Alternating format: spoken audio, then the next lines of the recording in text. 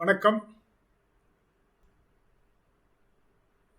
நான் ஓய்வு பெற்ற கல்லூரி பேராசிரியர் என்ற முறையிலும் சிவில் இன்ஜினியரிங் பேராசிரியர் என்பதாலும் சமீபத்தில் நான் கன்சல்டன்சி ஒர்க் செய்த அனுபவத்திலும் ஒரு குறுகிய காலத்தில் நான் கற்றுக்கொண்ட பாடங்களையும் தொகுத்து ஒரு லெக்சர் மாதிரி கொடுக்குறேன். முடிஞ்ச வரையிலையும் தமிழில் பேசுகிறேன். கொஞ்சம் இடையில அங்கங்கே கொஞ்சம் இங்கிலீஷ் வரும், அது வேறு வழி இல்லை, அதை நீங்கள் தான் பொறுத்துக்கணும். நம்ம ஒரு மனித வாழ்க்கையில் கட்டுமானம் என்பது மிக முக்கியமான பகுதியாகும். சொல்லுவாங்க, வீட்டை கட்டிப்பார் கல்யாணம் பண்ணிப்பார் அப்படிம்பாங்க. ஒரு மனுஷன் வாழ்க்கையில் வீடு கட்டுறதுங்கிறது ஒரு முதல் முக்கியத்தை வகிக்கிறது.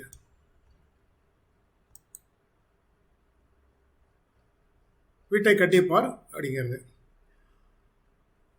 வசதி உள்ளவர்கள் பெரிய பெரிய வீடுகள் கட்டடங்களை கட்டுகிறார்கள்.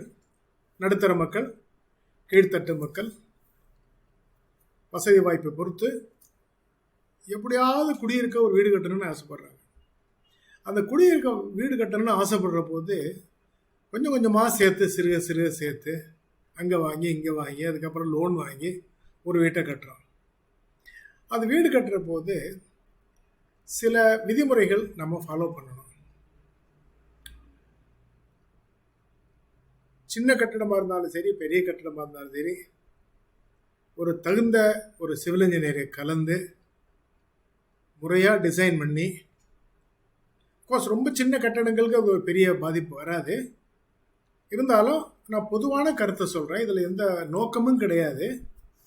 உங்களுக்கு உபயோகமாகும்னா எடுத்துக்குங்க, இல்லைன்னா விட்டுருங்க, அவ்வளோதான். ஸோ வீடு கட்டுறது அப்படிங்கிறதுல ஒன்று டிசைன் ஒரு முக்கியமான பார்ட். அடுத்தது கட்டுமானம், அடுத்தது பராமரித்தல், மெயின்டெனன்ஸ், ரிப்பேர் பண்ணுறது இருக்குது, ரீஹாபிலிட்டேஷன் இருக்குது. இதெல்லாம் இப்போ டச் பண்ண போகிறதில்ல. அடுத்த பாயிண்ட் ரெட்ரோ ஃபிட்டிங். இப்போ இதில் நான் மெயினாக இந்த செகண்ட் பாயிண்ட் தான் சொல்ல போகிறேன். இந்த ரெண்டாவது பாயிண்ட்டுக்கு ஃபஸ்ட்டு பாயிண்ட் எந்த அளவுக்கு அவசியங்கிறத சொல்ல போகிறேன், அவ்வளோதான் சொல்ல போகிறேன். ஏன்னு கேட்டிங்கன்னா, இது ரெண்டும் நீங்கள் கரெக்டாக ஃபாலோ பண்ணலைன்னா பின்னாடி பில்டிங்ஸில் நிறைய ப்ராப்ளம்ஸ் வருது. நிறைய நானே பார்த்துருக்கேன். ப்ராப்ளம் நிறைய வரும். பில்டிங் கட்டி நிறைய கிராக்ஸ் வரும், பில்டிங்கில் லீக்கேஜ் வரும். எனக்கே ஒன்று ரெண்டு கேஸ் மாதிரி வந்துச்சு. மாதிரி சார் இப்போ தான் சார் வீடு வாங்கினேன், ஒரு ஃப்ளாட் வாங்கினேன், ஒரு ஷார்ட் பீரியடில் எல்லா பக்கமும் ஒடுகுது, லீக் ஆகுது, பயமாக இருக்குது, பார்த்துட்டு ஏதாவது ஒரு தீர்வு சொல்லுங்கள் அப்படின்னு கேட்டிருக்காங்க. கம்பிகள் துருப்பிடிச்சு காங்கிரீட் வீணாக போகிறது இருக்குது. செட்டில்மெண்ட் இருக்குது, ஃபவுண்டேஷன் செட்டில்மெண்ட்டு, ஸ்ட்ரக்சர் செட்டில் ஆகிறோம், இது இருக்குது. ஸ்ட்ரக்சரே ஃபெயில் ஆகிறது இருக்குது. ஸ்ட்ரக்சரே அப்படியே ஃபெயில் ஆகுது. அப்படியே எத்தனையோ டிவியில் நிறைய இதில் பார்க்குறோம். பில்டிங் அப்படியே கீழே விழுகிறது, அப்படியே பூமியில் புதைஞ்சு போகிறது, இதெல்லாம் பார்த்துருக்குறோம்.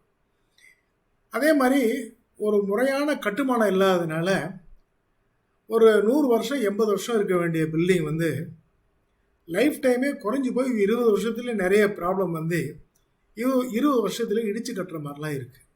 இதெல்லாம் சாதாரணமாக அன்றாட வாழ்க்கையில் நம்ம பார்க்கக்கூடிய ப்ராப்ளம்ஸ். இதெல்லாம் வராமல் இருக்கணும்னா நாம் சில எச்சரிக்கைகளை எடுக்க வேண்டும். முறையான ப்ரொசீஜரை ஃபாலோ பண்ணணும். அந்த முறையான ப்ரொசீஜரை நான் ஸ்டெப் பை ஸ்டெப்பாக கொஞ்சம் லெக்சராக கொடுக்கலான் இருக்கேன். நான் இப்போ 171 ஆரம்பிச்சிருக்கேன். ஏன்னா இதுக்கு முன்னாடி வேறு லெக்சர்லாம் கொடுத்துருக்குறேன் இங்கிலீஷில், அது வேண்டாம். இப்போ இது பொதுமக்களுக்கு, இது பொதுமக்களுக்கானது. இது 171 ஆரம்பிக்குது. இப்போது இந்த லெக்சரில் ஃபவுண்டேஷனை பற்றி சுருக்கமாக ஏன்னா எல்லா லெக்சருமே ஒரு சுருக்கமான லெக்சராக கொடுக்குவேன். நான் மணிக்கணக்காக கொடுத்து உங்களை போர் அடிக்க விரும்பலை, சின்ன சின்ன லெக்சராக கொடுக்கலான் இருக்கேன் நான். இப்போது ஃபவுண்டேஷன் எடுத்திங்கன்னா, ஃபவுண்டேஷனுங்கிறது ரொம்ப முக்கியமான பார்ட். ஃபவுண்டேஷனும் ரூஃபும். ஃபவுண்டேஷன் பில்டிங்கோடைய கீழேருந்து வரக்கூடிய விளைவு ஆபத்துகள்லேருந்து நம்மளை பில்டிங்கை காப்பாற்றுது. ரூஃப் மேலேருந்து வரக்கூடிய ஆபத்துகளை காப்பாற்றுது. ஃபவுண்டேஷனுங்கிறது ரொம்ப முக்கியமான பார்ட். பிகாஸ் நீங்கள் பில்டிங்க்கு மேலே கிரவுண்ட் லெவலுக்கு மேலே வந்து ஏதாவது ப்ராப்ளம்னா எப்போ வேணாலும் சரி பண்ணிக்கலாம். ஃபவுண்டேஷன் போட்டுட்டிங்கன்னா ஒன்றுமே பண்ண முடியாது. அது எட்ஜில் உள்ள காலம் ஃபவுண்டேஷனில் கூட எதாவது பண்ணலாம், நடுவில் உள்ள ஃபவுண்டேஷனில் எதுவும் பண்ண முடியாது. ஸோ இதில் வந்து என்ன பண்ணுறோம்னா, நம்ம என்ன பண்ணோம், சாதாரணமாக அனுபவம் உள்ளவங்கள்ட்ட ஒரு சிலர் பில்டிங் கட்ட சொல்லி கொடுக்கும்போது டெப்த்து பூமியிலேருந்து அந்த ஃபவுண்டேஷன் டெப்த்து வந்து ஒரே டெப்த்து போடுவாங்க. சாயில் வந்து யூனிஃபார்மாக இருந்துட்டு அதில் தப்பே கிடையாது. ஒரே ஆழத்தில் தான் போடுவாங்க, அதில் தப்பே கிடையாது. சப்போஸ் சாயில் வந்து ஒரு இடத்துல ஹார்டாகவும் ஒரு இடத்துல லூஸாக இருந்ததுனாக்க அப்போ நம்ம கொஞ்சம் கேர்ஃபுல்லாக பார்த்து அதுக்கு தகுந்த மாதிரி ஃபவுண்டேஷனை போடணும். ஸோ அந்த ஃபஸ்ட்டு பாயிண்டில் தப்பு இல்லை, யூனிஃபார்ம் சாயிலாக இருந்தால். ரைட்.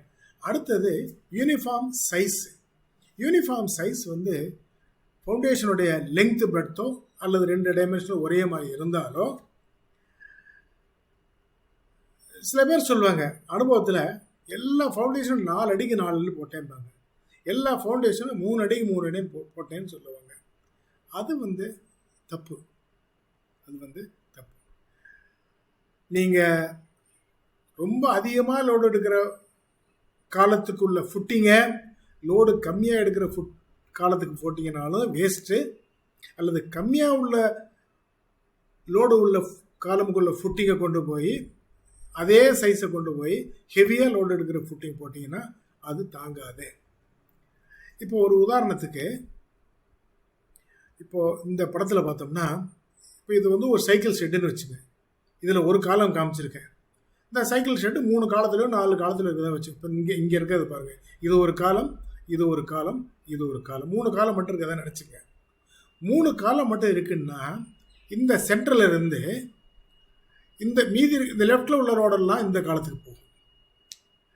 இதே கோட்டில் இருந்து இந்த பக்கம் உள்ள ரோடெல்லாம் இந்த காலத்துக்கு போகும். அதே மாதிரி இந்த ஸ்லாப்பில் இந்த சென்டரில் இருந்து இந்த லோடும் இந்த காலத்துக்கு வரும். தேர்ஃபோர் இப்போ இதில் வந்து ஒரு பிங்கிற லோடு ஆக்ட் பண்ணுச்சுன்னா இந்த 2 எண்டு காலத்துலேயும் இந்த சென்ட்ரல் காலத்தில் 2 டைம்ஸ் 2P லோடு ஆக்ட், 2 பங்கு லோடு ஆக்ட் ஆகும். அப்போ நீங்கள் இதுக்கும் 4க்கு 4 3க்கு 3 ஃபுட்டிங் போட்டு இதுக்கும் 3க்கு 3 ஃபுட்டிங் போட்டிங்கன்னா அது நிச்சயமாக தப்பு. ரெண்டும் ஒரே சைஸ் போடக்கூடாது. இன்னும் சில உதாரணம் சொல்கிறேன். இப்போது சப்போஸ் இது வந்து ஒரு ஷெட்டுன்னு வச்சுங்களேன், ஒரு ஷெட்டு. இந்த ஷெட்டில் இந்த பக்கம் ஒரு 3 காலம் போடுறீங்க, இந்த பக்கம் ஒரு 3 காலம் போடுறீங்க. இப்போ இந்த 4 காலத்துலேயும் ஒரு லோடு இருக்கும், இந்த சென்ட்ரல் 2 காலத்துலேயும் டபுள் த லோடு இருக்கும். ஒரே டிஸ்டன்ஸில் இருக்குன்னா 2 டபுள் த லோடு இருக்கும். இதில் வந்து 20 டன் வருதுன்னா இதில் 40 டன் வரும். அப்போ நீங்கள் 20 டன்னுக்குள்ள காலத்துக்கும் 40 டன் எடுக்கிற காலத்துக்கும் ஒரே ஃபவுண்டேஷன் போட்டிங்கன்னா அது தப்பு. ஒரே சைஸ் போட்டேங்கிறது ரொம்ப தப்பான கொள்கை. சப்போஸ் இந்த பில்டிங் எடுத்திங்கன்னா, இப்போ இதில் வந்து 9 காலம் இருக்குன்னு வச்சுக்கலாம், 9 காலமாக 10 காலம் உதாரணத்துக்கு எடுத்திருக்கேன் நான்.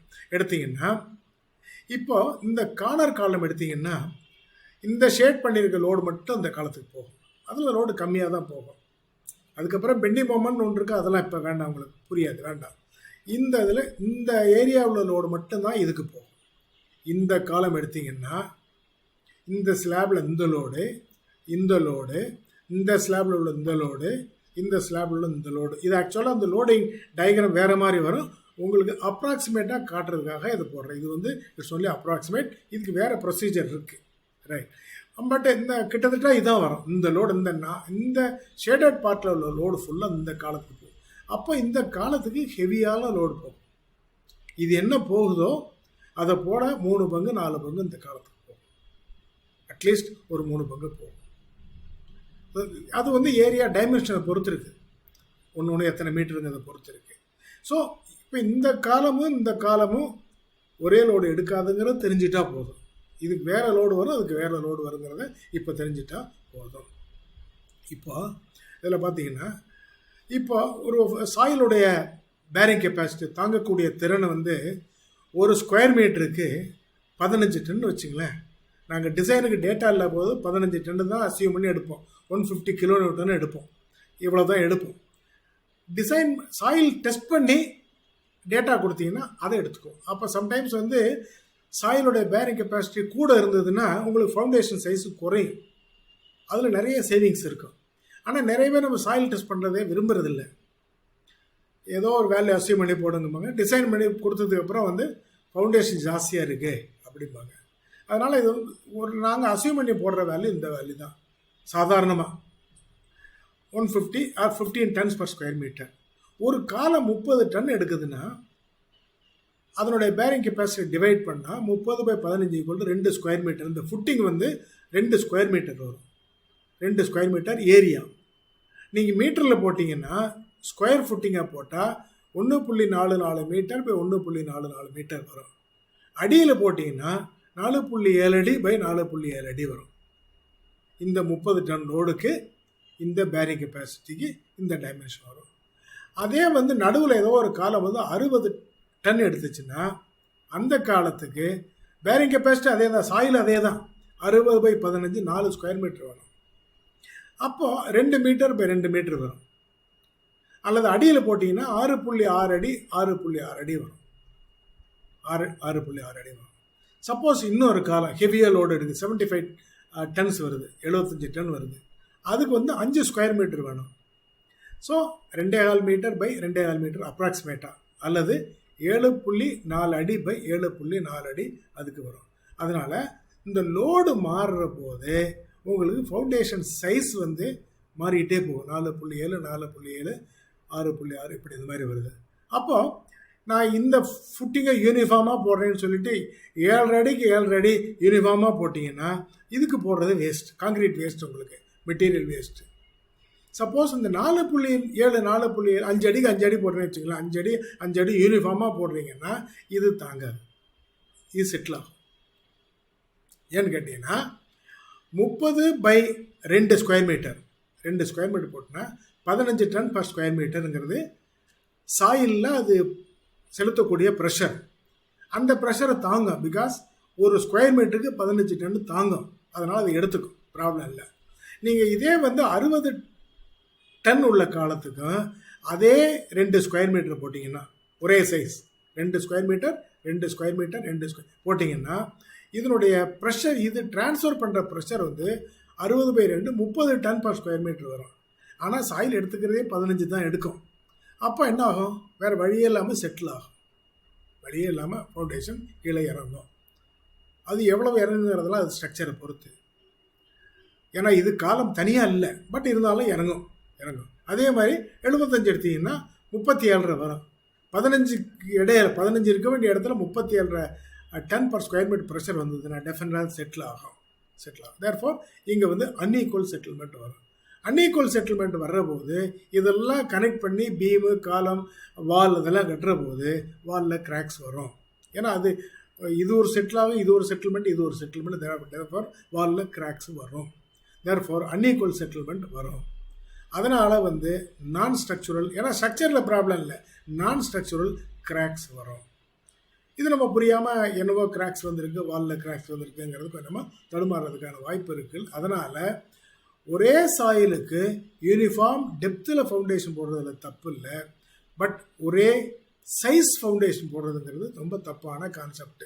அது சில சின்ன சின்ன கட்டடங்களில் வந்து தாங்கும், அது ஏதோ ஒரு ஸ்டேஜில் அப்படியே அப்புறம் பின்னாடி ப்ராப்ளம் கொடுக்க ஆரம்பிக்கும். அதை தான் ஏற்கனவே சொன்னேன், 100 வருஷம் 80 வருஷம் இருக்க பில்டிங் வந்து கொஞ்சம் கொஞ்சமாக ப்ராப்ளம் கொடுத்து 20 வருஷத்துலையும் இடித்து கட்டுற மாதிரி ஆகும். அவ்வளோ கஷ்டப்பட்டு சேர்த்து 20 வருஷத்துலையும் 25 வருஷத்துலேயும் கட்டடத்தை இடித்து கட்டுற மாதிரி ஆகும். வேறு ஏதாவது இயற்கையான பிரச்சனைகள் வந்தாலுமே அது கட்டடங்கள் பாதிக்கப்படும். இதை அவாய்ட் பண்ணணும், இது முக்கியமான விஷயம். அடுத்தது ஃபுட்டிங் வந்து ஒரே திக்னஸ் ஒரு சில இடத்துல போடுவாங்க, ஒரு சில இடத்துல ஆவரேஜ் திக்னஸ் போடுவாங்க. இந்த ஒரே திக்னஸ் போடுறதுங்கிறது என்னென்னு கேட்டிங்கன்னா, இப்போ இது ஃபவுண்டேஷன் டிசைன் பண்ண தான் தெரியும். இந்த ஃப்ரீ எட்ஜில் எவ்வளோ டெப்த்து வேணும், இங்கே எவ்வளோ டெப்த்து வேணுங்கிறது ஸ்ட்ரக்சரை டிசைன் பண்ணால் தான் தெரியும். டிசைன் பண்ணாமல் நாமளாக உத்தேசமாக போட்டோம்னா ப்ராப்ளம் வர்றதுக்கான வாய்ப்புகள் இருக்குது. ரைட்? இப்போ இதை டிசைன் பண்ணும். இப்போ இந்த மாதிரி டிசைன் பண்ணி சப்போஸ் ஒரு இங்கே ஒரு 6 இன்ச்சு வருது, மினிமம் ஒரு 6 இன்ச்சு வருது, இங்கே வந்து ஒரு 30 இன்ச்சு தேவைப்படுது டிசைன் பண்ணுறதுல வருதுன்னு வச்சுக்க. இப்படி ஸ்லோப்டு ஃபுட்டிங் போடுறோம். இந்த ஸ்லோப்டு ஃபுட்டிங் போடுற இடத்துல ஒரு சிலர் என்ன பண்ணுவாங்க, இந்த ஸ்லோப்பை மெயின்டைன் பண்ணுறதுக்கு சங்கடப்பட்டுக்கிட்டு நான் ஒரே திக்னஸாக போடுறேன்பாங்க. ஒரே திக்னஸாக போட்டிங்கன்னா என்ன பண்ணணும்னு கேட்டிங்கன்னா, இந்த 30 இன்ச்சை யூனிஃபார்மாக போட்டிங்கன்னா பிரச்சனை வராது. பிகாஸ் இதுதான் வந்து டிசைன் படி இந்த இடத்துல தேவையான டெப்த்து. இங்கே தான் ப்ராப்ளம் வந்ததுன்னா இங்கே தான் வரும். அது எப்படி வருதுங்கிறத இன்னொரு கிளாஸில் சொல்கிறேன். ஸோ இந்த டெப்த்தை நீங்கள் 30 இன்ச்சு யூனிஃபார்மாக போட்டிங்கன்னா ப்ராப்ளம் வராது. பிகாஸ் 30 இன்ச்சுங்கிறது it is a required depth. அதை யூனிஃபார்மாக எல்லா பக்கம் போட்டிங்கன்னா உங்களுக்கு கான்க்ரீட் வேஸ்ட் ஆகும், மெட்டீரியல் வேஸ்ட். ஏன்னு கேட்டிங்கன்னா 6 இன்ச்சு போட்ட இடத்துல 30 இன்ச்சு போட்டிங்கன்னா கான்க்ரீட் வேஸ்ட். இந்த ட்ரையாங்குலர் பார்ட்டில் வரக்கூடிய கான்க்ரீட் உங்களுக்கு வேஸ்ட்டாக போகும். அவ்வளோதான். யூனிஃபார்மாக போடுறதுல தப்பு இல்லை, ஆனால் 30 இன்ச்சு மினிமம் போடணும். சில பேர் என்ன பண்ணுவாங்கன்னா, நான் ஆவரேஜ் திக்னஸ் போடுறேன்பாங்க. ஆவரேஜ் திக்னஸ்னாக்க இந்த 30ஐயும் 6ஐயும் ஆட் பண்ணி பை 2 போட்டு 36/2 18 போடுறேன்பாங்க. நீங்கள் 30 இன்ச்சு போடுறது வேஸ்ட்டு, கான்க்ரீட் வேஸ்ட்டு, பட் தப்பு இல்லை.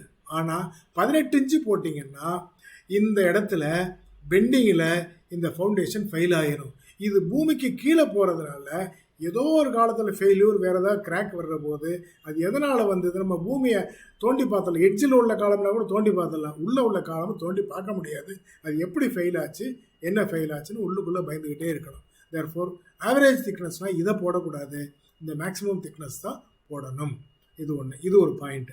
அடுத்தது, இந்த ஃபவுண்டேஷன் போடுற போது சில பேர் இப்படி போட்டுருவாங்க. என்ன பண்ணுவாங்கன்னா, பிசிசி எவ்வளோ போடுறோமோ அதே சைஸுக்கு ஆர்சிசியும் போட்டுருவாங்க.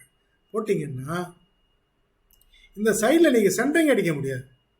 ஏன்னா இந்த கான்க்ரீட் நீங்கள் போடுறது நல்லா காம்பேக்ட் பண்ண, குத்தி விடணும். கான்க்ரீட்டை நல்லா டென்ஸாக வர அளவு குத்தி விடணும். குத்தி விட்டிங்கன்னா இந்த கான்க்ரீட்டை நீங்கள் மண்ணோடு போட்டு குத்துனா கான்க்ரீட் போகிற மண்ணுக்குள்ளே போயிடும். அதனால் இந்த ப்ரொசீஜர் தப்பு. என்ன ஆர்சிசி ஃபுட்டிங் என்ன சைஸோ அந்த அளவுக்கு ஃபுல்லாக தோண்டி பிசிசியும் ஆர்சிசி இது மேலே போட்டிங்கன்னா அது தப்பு, போடக்கூடாது. சைடில் நார்மலாக என்ன ஆச்சுன்னா, அந்த பிசிசி போடுற போது அகலமாக போடணும். ஒரு 4 இன்ச்சுலேருந்து ஒரு 6 இன்ச்சு அகலம் கூட போட்டுருவாங்க. அப்படி போட்டால் தான் இந்த சைடில் சென்ட்ரிங் அடித்து, இந்த இடத்துல சென்ட்ரிங் அடித்து சுற்றி 4 பக்கம் சென்ட்ரிங் அடித்து ப்ராப்பராக கான்க்ரீட் போடணும். ப்ராப்பராக இதை போட்டு கான்க்ரீட் போட்டு காம்பேக்ட். ஏன்னா இதுக்கு மேலே கம்பி வைக்க போகிறோம், அதுக்கு மேலே கான்க்ரீட் போட போகிறோம். கம்பி வைக்கிறதுல என்ன பண்ணணும்னு கேட்டிங்கன்னா, இந்த கவர் பிளாக்கை வைக்கணும். சில பேர் என்ன பண்ணுன்னா, இந்த ஜல்லியை கீழே இறக்கி வச்சிடும்.